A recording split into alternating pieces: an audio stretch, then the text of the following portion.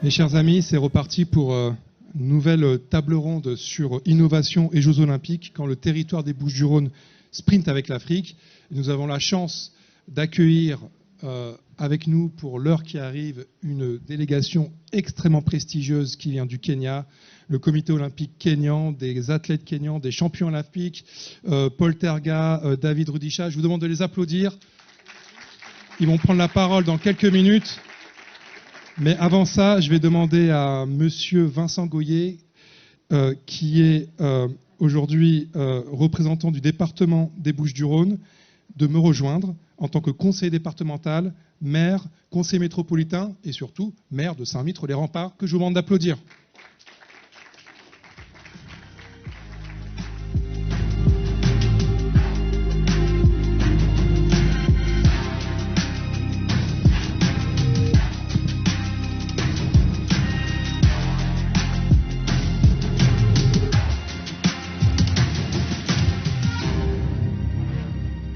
On va ouvrir cette discussion en quelques minutes avec trois petites questions pour introduire un peu ce sujet et puis mettre en lumière tout ce que fait le département, le conseil départemental au niveau des Jeux Olympiques et cette délégation kenyane. Pourquoi est-il, et nous aurons à la fin de notre échange la chance d'écouter un message, une adresse qui nous est adressée d'un grand champion kenyan, Eliud Kipchoge, qui est double champion olympique du marathon et qui a exclusivement pour vous, à Emerging Valley, fait une vidéo exclusive. Applaudissez-le parce qu'on va le découvrir juste après. Mon cher Vincent Goyer, pourquoi est-il important pour le conseil départemental des Bouches-du-Rhône de s'engager avec l'Afrique pour les JO au travers de ce partenariat exemplaire avec Miramas? Je vous passe un micro. Merci beaucoup. Bonjour à tous. Alors le département, évidemment, est un acteur institutionnel incontournable du territoire. Et les Jeux Olympiques sont un événement planétaire. Et à ce titre, même si ils ont lieu à Paris, on a la chance d'accueillir ici à Marseille et à Miramas également un certain nombre de compétitions et donc d'accueillir également des délégations. Et le partenariat exemplaire qui a été noué avec le Kenya à travers l'athlétisme principalement, mais pas seulement, parce que c'est toute la délégation kenyane qui va être accueillie à Miramas, eh bien c'est une très belle opportunité de montrer combien le sport peut être non seulement un lien avec nos nations, avec les peuples, mais également un vecteur eh bien de liens à tout niveau, culturel, sportif, économique également, et institutionnel en premier lieu, mais en dernier aussi. Comment le partage d'expériences peut être finalement une belle opportunité sur ces événements. Donc oui, le département se devait d'être présent, tout comme il est aujourd'hui présent sur Emerging Valley, et financeur, soutien avec la métropole de ce bel événement. Donc merci encore à vous pour cette invitation.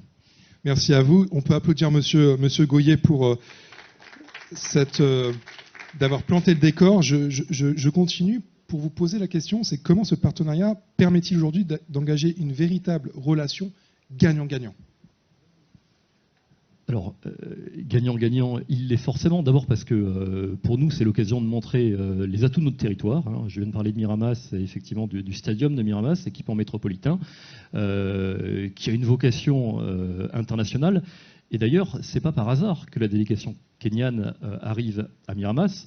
Il y a des liens déjà depuis un certain nombre d'années entre certains sportifs kenyans qui viennent sur cet équipement à l'occasion de manifestations.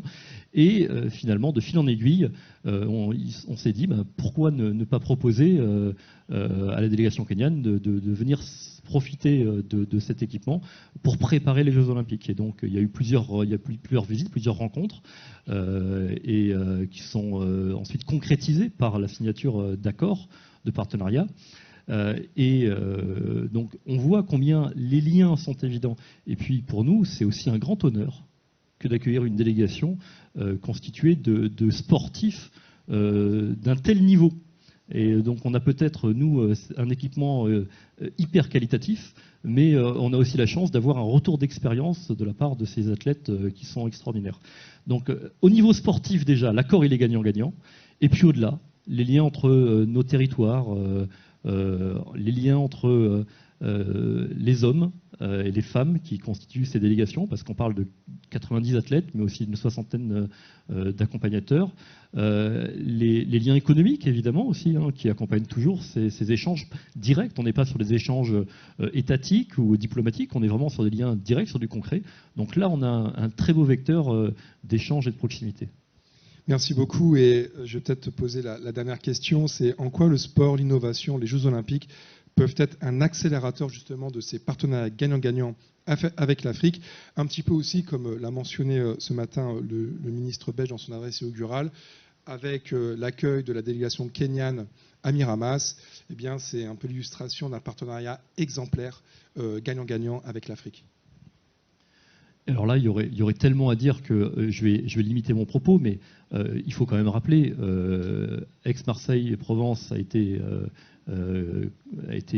mise en valeur justement sur le plan de l'innovation sur cette année 2023. Et au Kenya, la capitale, la ville de Nairobi, est elle aussi célèbre pour ses start-up. Et donc on a de façon évidente des liens déjà en matière d'innovation. Puisqu'on parle de sport, on pourrait parler de l'e-sport, hein, qui est une des thématiques sur lesquelles le département travaille beaucoup. Alors, on n'a pas encore de lien avec l'Afrique en matière d'e-sport, mais peut-être que ces Jeux Olympiques vont être l'occasion de tracer ces passerelles. Et puis, on a parlé d'innovation, on a parlé d'e-sport. La troisième dimension de la question, c'était la question des Jeux Olympiques, le sport, l'innovation, les Jeux Olympiques. Alors, dans tous les cas, le département des Bouches-du-Rhône a, en matière de relations internationales, une compétence qui n'est pas une compétence obligatoire, mais qui est une volonté politique, hein, de la présidente et de longue date, que de vouloir tisser des liens avec un certain nombre de partenaires. Et ces Jeux Olympiques sont forcément l'occasion de penser à densifier et à tracer une coopération décentralisée. Il va falloir identifier l'interlocuteur du département sur cette coopération, mais je suis persuadé que ces Jeux Olympiques, cet accueil de la délégation kenyane et l'ensemble de ce que ça implique, ça n'est qu'un premier pas d'une longue série de pas à venir. Tout à fait. Merci beaucoup Vincent Goyer. Vous allez rester avec nous. Je vous demande d'applaudir Monsieur Goyer. Vous allez rester avec nous avant de découvrir le message de grand champion Eliud Kipchoge. Je vais vous demander, I will ask the Kenyan delegation to stand up so you can... Donc, la délégation kenyane, pouvez-vous vous lever, s'il vous plaît? Ils sont venus ici à Aix-en-Provence, la Fédération d'athlétisme, le Comité olympique, le secrétaire général du Comité olympique, des champions de judo aussi, d'athlétisme. Voilà, nous avons beaucoup de grands champions et nous avons hâte de vous... thank you so much. Thank you very much. We are eager to hear you on stage. Nous avons hâte de vous entendre sur scène. Le message spécial du grand champion, double champion olympique, Eliud Kipchoge. Hello everyone. This is Eliud Kipchoge. Bonjour à tous, je m'appelle Eliud Kipchoge, j'ai 2 médailles, je suis 2 fois champion olympique et je suis ravie de vous parler. Et comme vous tous, j'aime la technologie. La technologie, c'est l'avenir, c'est la technologie qui va aider les plus petits jusqu'aux Jeux olympiques et après cela aussi. Ça nous aide à interagir dans le monde entier. La technologie rend tout possible. Et comme je le dis toujours, la technologie peut tout changer. Les Jeux olympiques arrivent.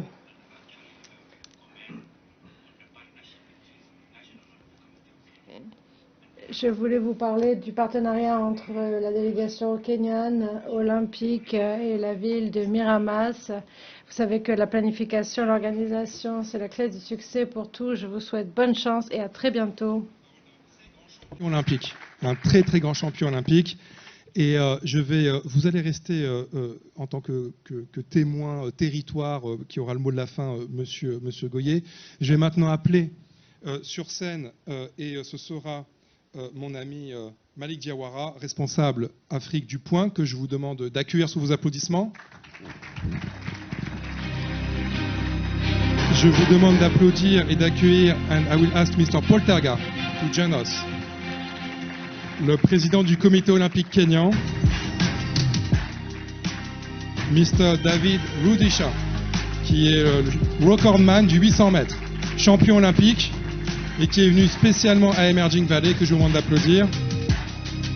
Je vous demande aussi d'applaudir Monsieur Francis Mutuku, qui est le secrétaire général du comité olympique kényan.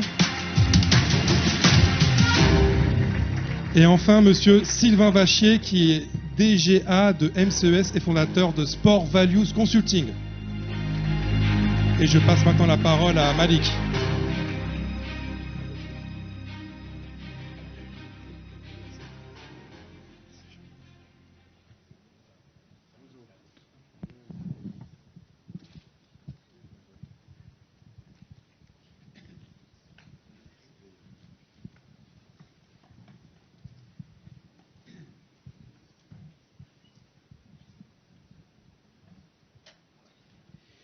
Alors, donc le thème qui nous rassemble dans cette session, je vous le rappelle, c'est innovation et Jeux olympiques quand le territoire des Bouches-du-Rhône sprint avec l'Afrique. Encore une fois, merci à Samir Abdelkrim, son équipe et ses partenaires de nous avoir conviés à participer à cette édition 2023 d'Emerging Valley et à la veille d'une année olympique pour Paris et pour la France, nous donner l'opportunité de parler sport et Afrique sur le territoire des Bouches-du-Rhône que le Comité national olympique du Kenya a choisi comme base arrière à l'occasion des prochains Jeux olympiques, en l'occurrence la ville de Miramas. Avec 34 sites labellisés, centres de préparation aux Jeux, le département des Bouches-du-Rhône se place dans le top 3 des départements les plus labellisés de France. Pour faire le lien avec l'innovation, il est important de noter que le département, dans le cadre de la coopération Europe-Afrique, entend s'appuyer sur l'e-sport comme catalyseur pour l'échange culturel, le développement des compétences numériques et la promotion de l'industrie des jeux vidéo. Autrement dit, au-delà du virtuel, le numérique peut, à travers le sport, contribuer à jeter entre l'Europe et l'Afrique un pont solide d'échange pour promouvoir l'excellence. Donc, pour parler de tout ça, nous avons à côté de nous donc les personnalités prestigieuses dont on vous a parlé. Il y a bien sûr Vincent Goyer qui est le conseiller métropolitain et maire métropole d'Aix-Marseille-Provence. Il y a Paul Tergat, pardon, excusez-moi.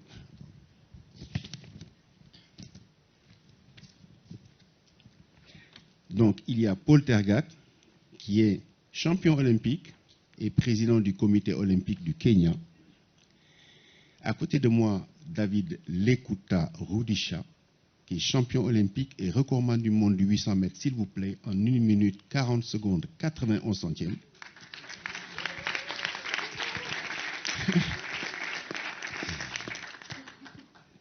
Nous avons Francis Mutuku, qui est secrétaire général du comité olympique du Kenya, et M. Sylvain Vachier, qui est directeur général adjoint de MCES, un club d'e-sport basé à Marseille, et qui a créé MCES Africa à Casablanca en 2020.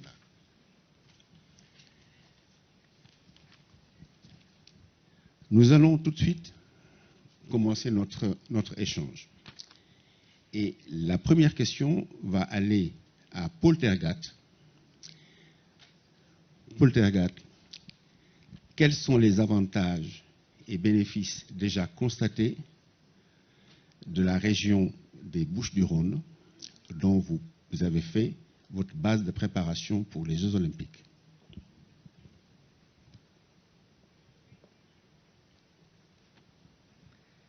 Thank you very much. Merci beaucoup. Bonjour à tous et à toutes. Je pense que je vais vous fournir une réponse très simple, alors que cette session est très importante. Comme vous le savez, les Jeux olympiques 2024 arrivent.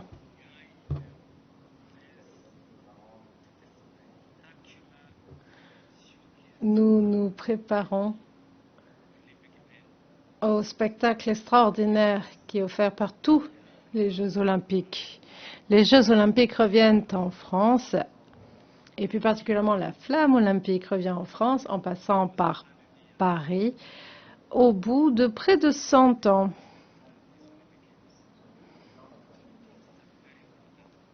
Il s'agit donc d'un événement très important pour tout le monde.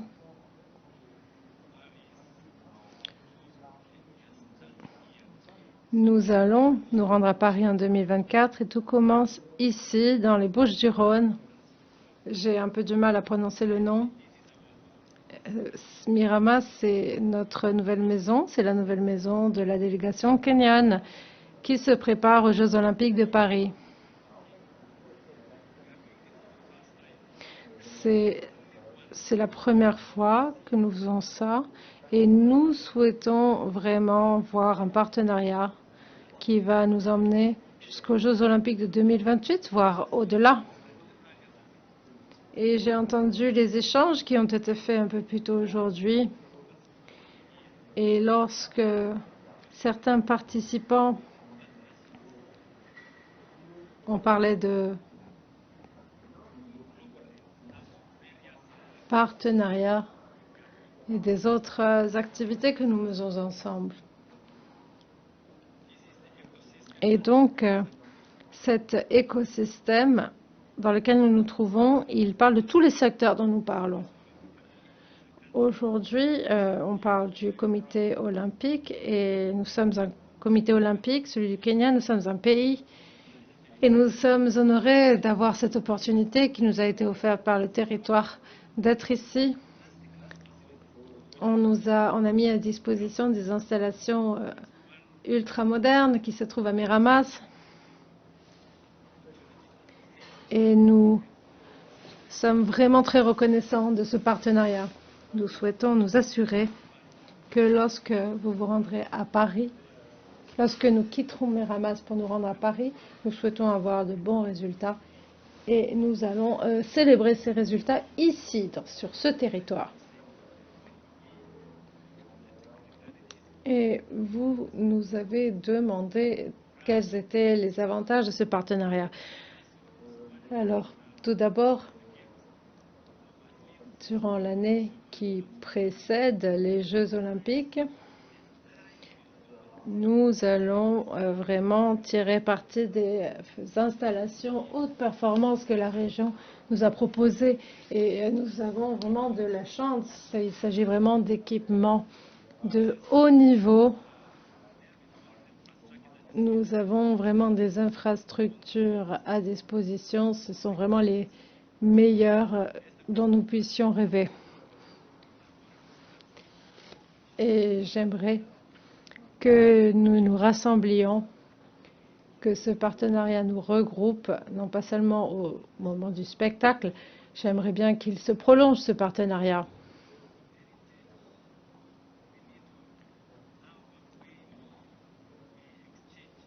Nous devons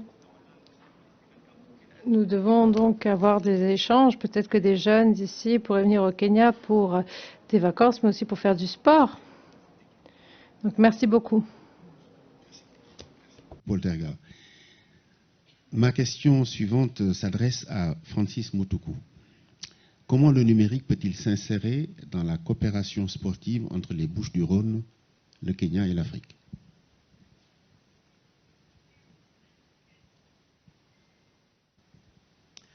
Thank you very much and bonjour. Merci. Bonjour à tous. J'essaie d'apprendre un peu le français. Il y a des interconnexions culturelles entre ce département Mais je vais essayer de vous en dire plus sur l'Afrique. En Afrique, on dit qu'il faut tout un village pour élever un enfant. Et j'ai un enfant à la maison et je sais que les voisins vont s'occuper de lui. Et cela revient sur ce qu'on disait plus tôt. Quels sont les éventuels avantages d'un partenariat que nous avons trouvé ici?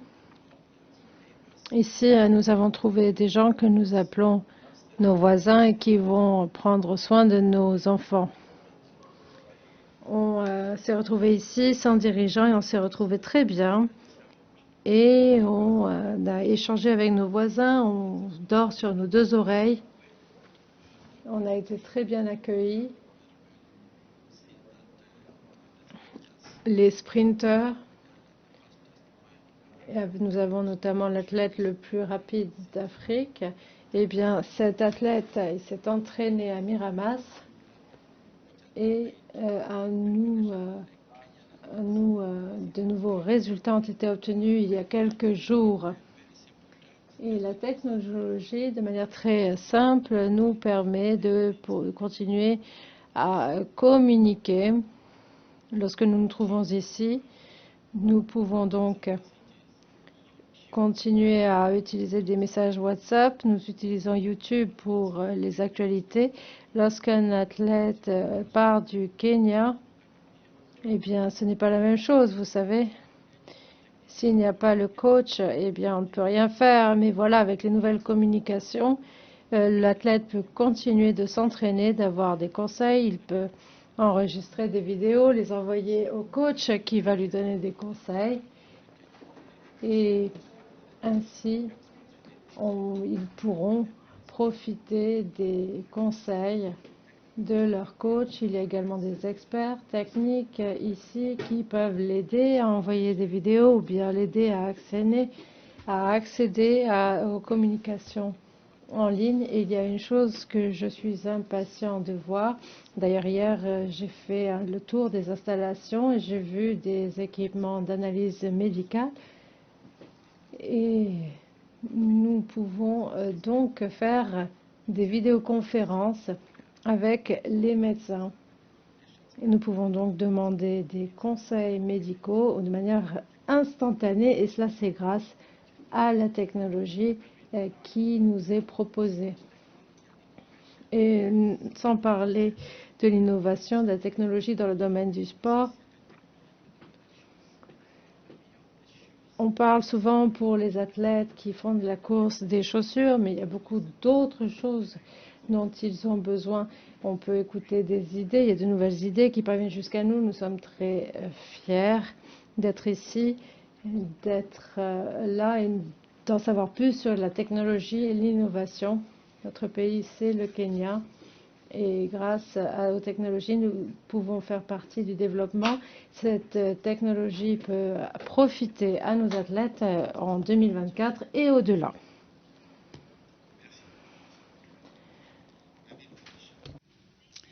Quels sont les défis à relever pour intégrer efficacement le numérique dans le sport et comment les relever?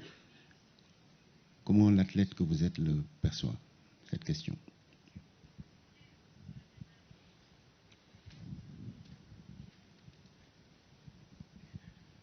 Thank you very much. Merci beaucoup. Bonjour à tous et à toutes. Je m'appelle David Rudisha. Je suis champion olympique par 2 fois. Je suis ravie d'être avec vous aujourd'hui. Merci beaucoup de m'avoir invité à participer à cette session. La technologie joue un rôle primordial dans le monde d'aujourd'hui. On a vu de nombreux résultats et de notre côté, nous les athlètes, on s'entraîne et on peut profiter de tous les avantages de la technologie. De mon temps, il n'y avait pas beaucoup de technologie, mais aujourd'hui, elle est partout. Et des athlètes de renom On a pu les voir obtenir de grands résultats. Et grâce à des messages envoyés instantanément. Et ça, on le doit à la technologie. C'est fantastique. C'est beau à voir. Mais j'ai fait mon temps et je suis heureux d'avoir vécu assez pour assister à de telles performances de la part d'un athlète, et cela grâce à la technologie. Au cours des années, j'ai eu l'opportunité de visiter un musée qui se trouve à Lausanne. J'ai vu le javelot de Jesse Owen. J'ai essayé de comparer les chaussures que j'ai trouvées avec les chaussures que nous utilisons aujourd'hui. Et bien même dans le secteur des chaussures, il y a de l'innovation et des technologies, ce qui montre bien combien la technologie a contribué à notre amélioration, ou plutôt à l'amélioration de nos performances. La technologie joue également un rôle vital en termes de nutrition. Et la technologie peut venir de différents... Les athlètes viennent de différentes régions du monde. On traverse différents fuseaux horaires et au début, c'est un peu difficile de changer de fuseau horaire. On se rend compte qu'on n'a pas beaucoup de temps pour s'adapter à certains endroits. Voilà pourquoi la nutrition, les compléments alimentaires sont très importants pour nous. Mais grâce à la technologie, on peut en profiter parce que beaucoup de gens ont travaillé sur ces points pour améliorer la vie des athlètes. Je vais me tourner vers Sylvain Vachier et nous allons parler e-sport.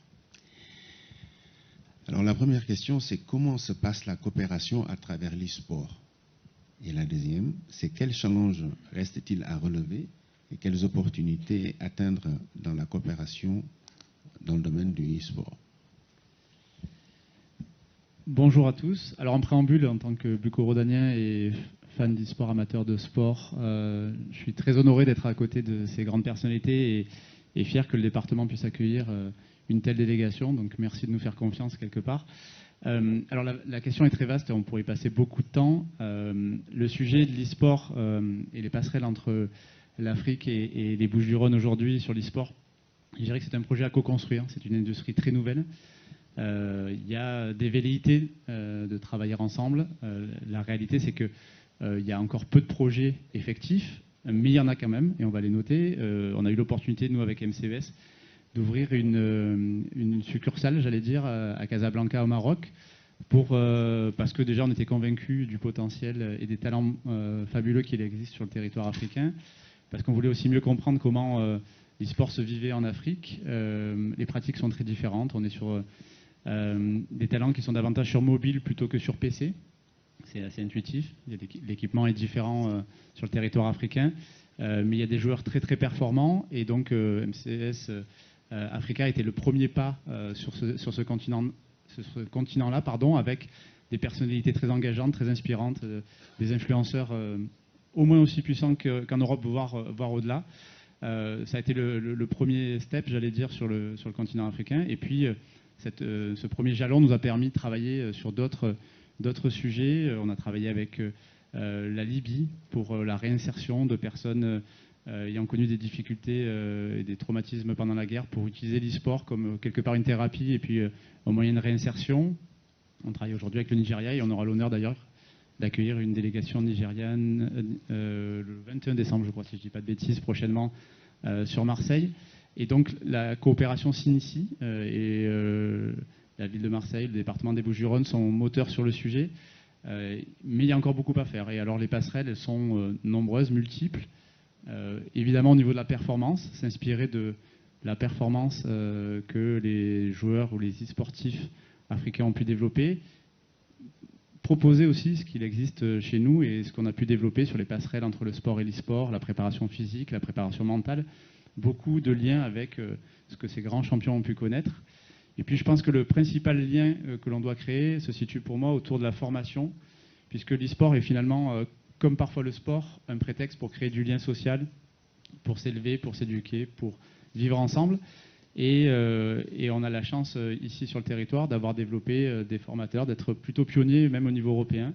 MCES fait partie de ces acteurs-là et je pense qu'effectivement, à terme, la relation s'établira aussi beaucoup autour de la formation pour permettre à des talents africains de se développer sur leur territoire, mais d'essaimer un petit peu partout aussi dans le monde et d'aller gagner des grands tournois un petit peu partout. Donc c'est un peu la vocation que l'on a aussi, et c'est comme ça que je vois aujourd'hui l'avenir de la relation entre ces deux territoires et ces deux places fortes de l'e-sport, avec encore une fois des composantes et des forces différentes.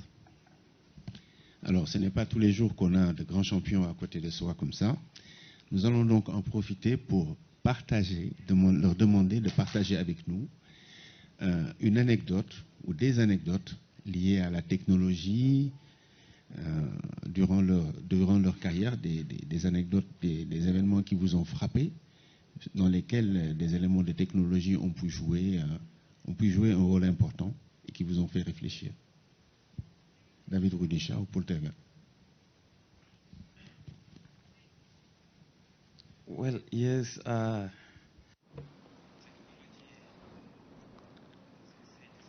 Comme vous l'avez dit, la technologie joue un rôle très important.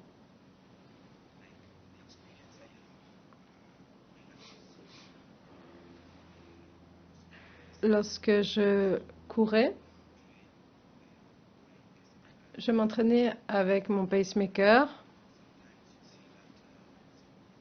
et quelquefois dans certaines compétitions, on veut aller vite, on veut obtenir un nouveau record, mais quelquefois on ne va pas à un bon rythme. Heureusement, la technologie est là et aujourd'hui, nous avons des outils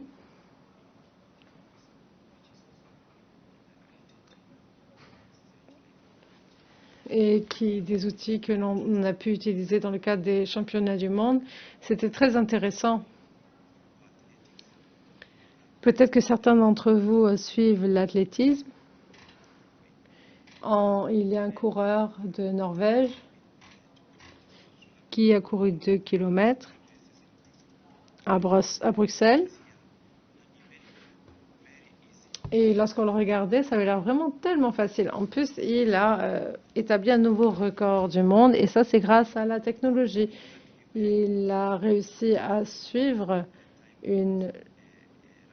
les indications de l'outil dont il disposait, et grâce à la technologie, il a pu être aiguillé. Et ça, c'est un exemple de changement auquel j'ai assisté à travers les années. J'ai assisté à des compétitions de sport ainsi qu'à des spectacles. Nous avons de nombreux fans qui suivent l'athlétisme ainsi que d'autres sports. Mais lorsque vous voyez qu'un athlète obtient d'excellents résultats, cela vient insuffler une nouvelle énergie, une énergie différente dans toute activité concernée. Lorsqu'un athlète établit un nouveau record du monde, cela génère de l'énergie, les gens sont contents. Donc la technologie, c'est quelque chose dont nous devrions tous profiter. C'est la meilleure, c'est la marche à suivre, et je suis heureux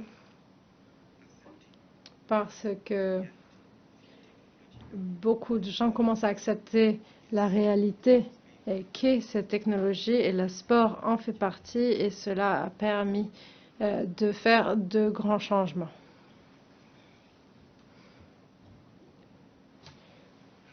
Paul Tergat, merci beaucoup encore une fois.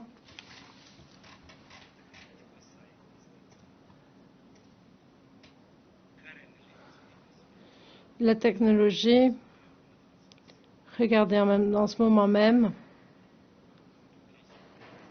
il y a différents athlètes qui s'entraînent, et on peut voir qu'il y a des choses qui se passent en ligne, ce qui montre l'importance de la technologie. Elle n'a jamais été aussi importante. l'athlète étudie en ligne et peut donc continuer à s'entraîner. Ça ne pouvait pas ça ne pouvait pas arriver de mon temps, mais c'est devenu une réalité. Aujourd'hui, si vous voulez voyager, il vous suffit d'aller sur Internet et de réserver un vol. Avant, il fallait attendre, il fallait mettre tout l'entraînement sur pause et voyager pendant longtemps. Donc, ce que je veux vous dire sur la technologie, c'est que la technologie est partout, notamment dans la course.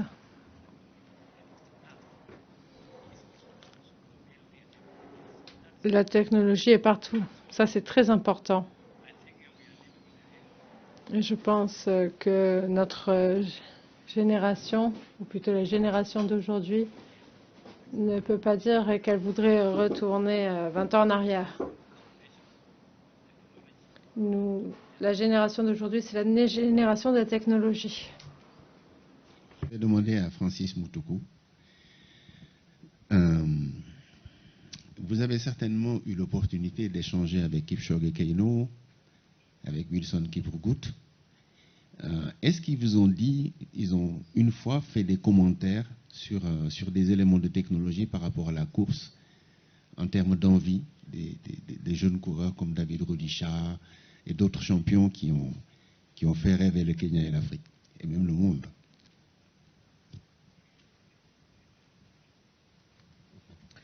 Thank you. I would have wanted to speak as an athlete. Merci, je voulais parler en tant qu'athlète. Je suis champion presque par hasard, si vous voulez. Oui, en effet, je peux parler en termes de technologie, du point de vue de la gestion de sport. Les statistiques et les données me viennent en tête, mais à tout moment, en tant qu'administrateur sportif, on peut regarder les statistiques sur n'importe quel athlète. Par exemple, si quelqu'un se disait qu'il voulait participer au JO de l'année prochaine, on pourrait voir les résultats qu'il a eus dans les courses qu'il a courues. On a une équipe technique pour voir si c'est faisable de atteindre tel ou tel chronomètre. Donc, d'un point de vue technologique et scientifique, quel serait le rythme de repos de cet athlète? Est-ce qu'il pourrait prétendre à participer au JO prochain?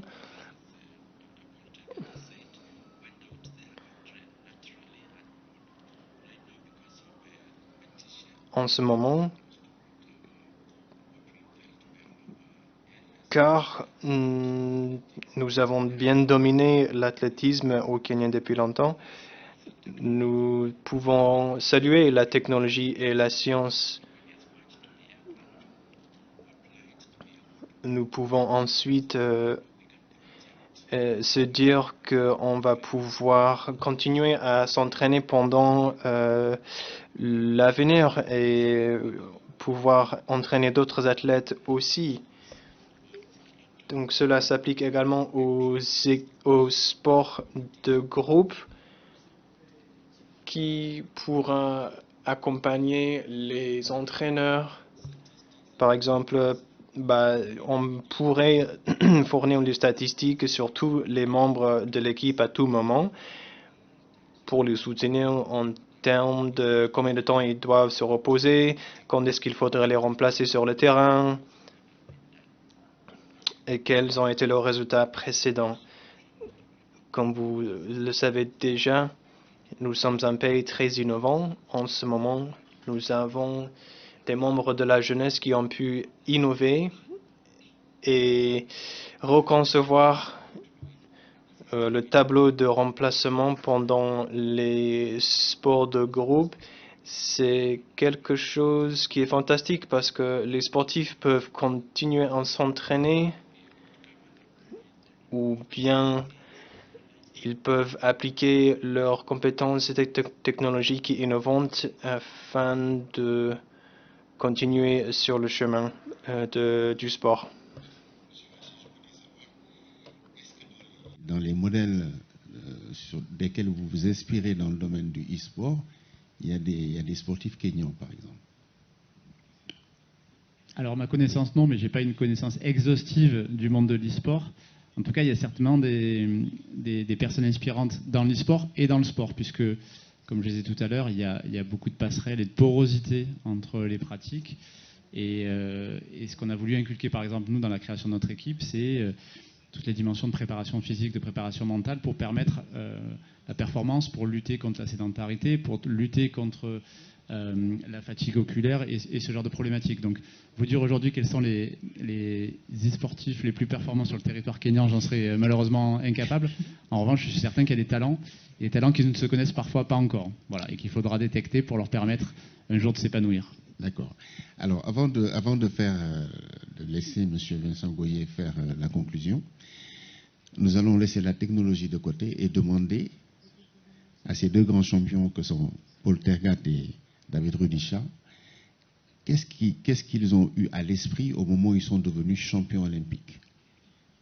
David Rudisha, la première image, la première idée que vous avez eue au moment où vous êtes devenu champion olympique. À quoi vous avez pensé?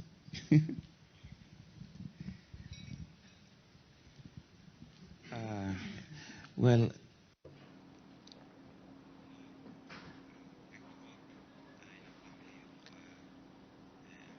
moi, j'ai grandi dans une famille très athlétique. Mon père était champion olympique. Il avait remporté la médaille d'argent au Mexique en 1968. Moi, j'ai grandi en pensant que mon père était vraiment mon idole. Gagner et être compétitif au niveau mondial et dans le cadre sportif était vraiment une expérience extraordinaire pour moi. Gagner pour mon pays, pour moi-même, pour ma famille a été extrêmement spécial. Je ne sais pas expliquer le sentiment. C'est quelque chose qui arrive sur le moment. Et c'est spécial et restera avec vous pendant le reste de votre vie. Je me souviens quand je parlais avec mon père à la maison, je le taquinais parce qu'il avait gagné uniquement la médaille d'argent et moi j'ai eu l'occasion de remporter la médaille d'or. Je lui ai dit que je pouvais le battre, donc c'était une conversation très marrante. Je ne savais pas qu'un jour, ça allait vraiment se produire, donc c'était quelque chose de très spécial. Et nous nous sentons toujours très fiers parce que nous savons que nous avons beaucoup de gens qui nous soutiennent sur les médias sociaux ou bien ailleurs. Et quand vous traversez la dernière ligne droite, vous savez que votre pays est derrière vous, la nation entière, et c'est un feeling extrêmement spécial. thank you very much. Paul Tergat. La même question.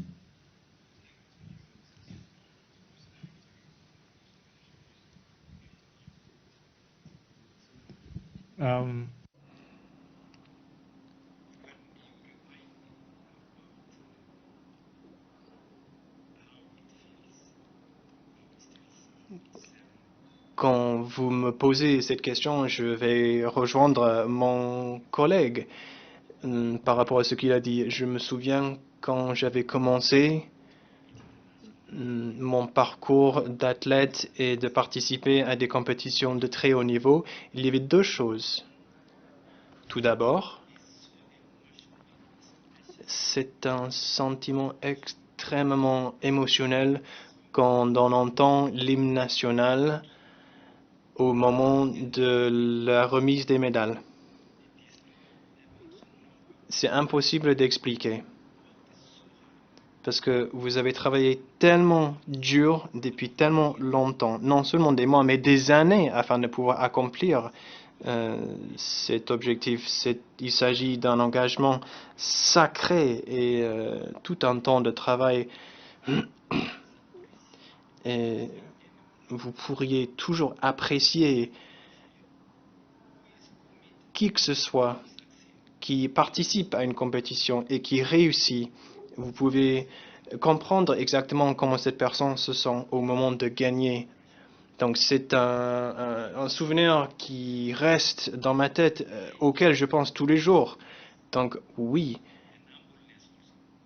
c'est également une leçon d'humilité d'atteindre le sommet de ma carrière. Moi, j'étais pendant 20 ans au sommet de ma carrière.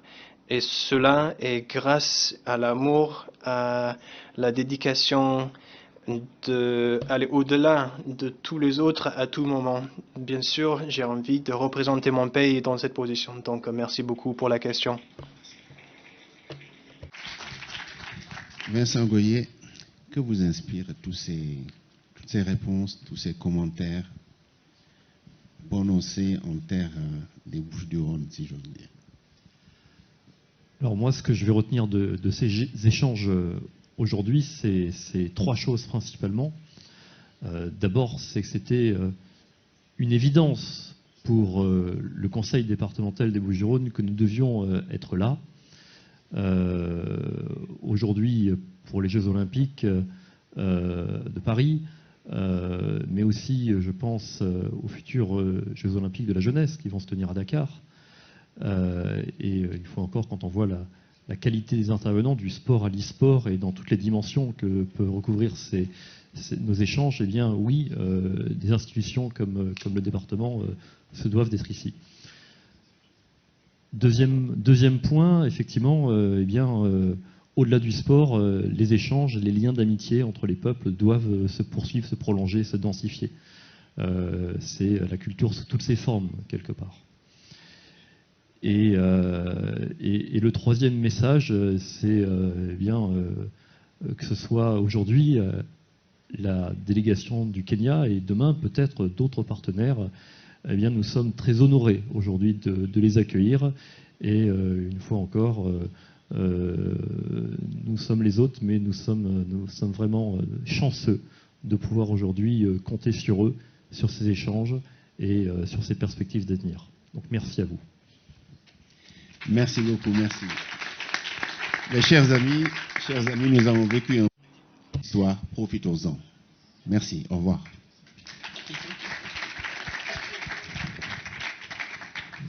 Bravo. Restez sur scène for the family picture.